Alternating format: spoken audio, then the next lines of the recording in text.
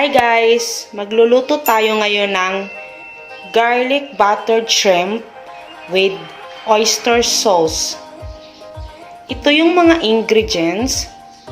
Gagamit ako ng bawang, red onion, butter, unsalted butter, hipon, at oyster sauce. Siyempre, gagamit din ako ng oil, salt, and ground black pepper. Mag-start na tayong magluto. Gusto ko lang i-share sa inyo kung paano ko niluluto ang garlic buttered shrimp with oyster sauce. Pinapainit ko na yung oil. Ilalagay ko na itong hipon.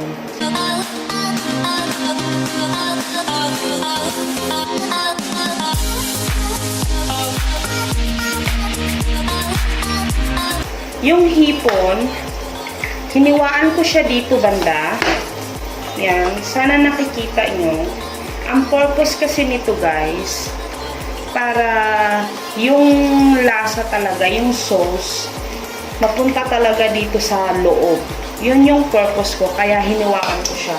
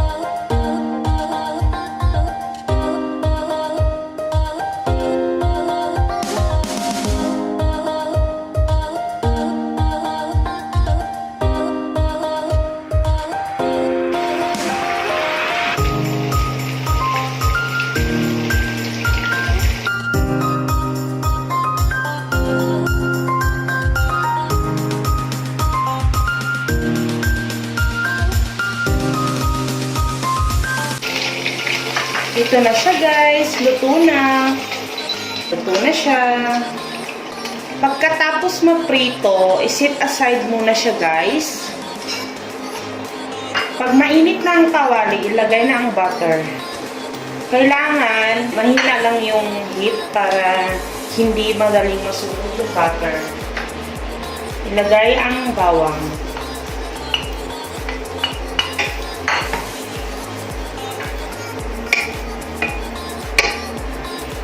Nilagay ko na yung onion. Maglalagay ako ng oyster sauce.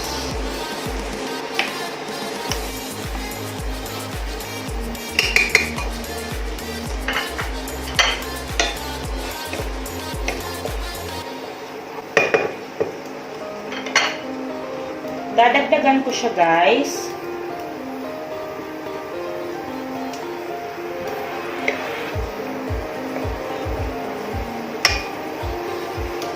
Ilagay na ang hipon.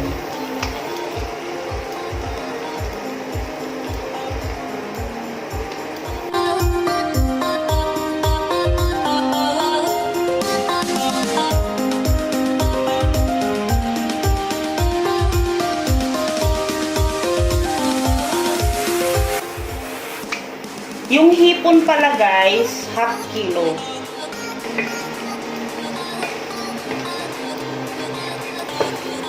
Wow, sarap nito.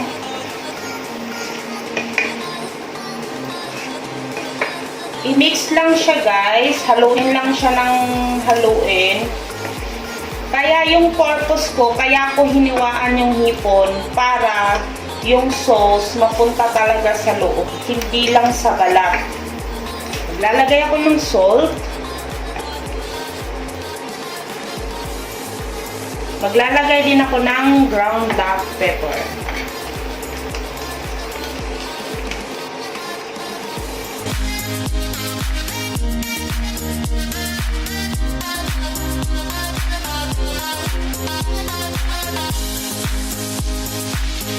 Kung meron kayong sibuyas dahon, pwede nyo rin siyang lagyan.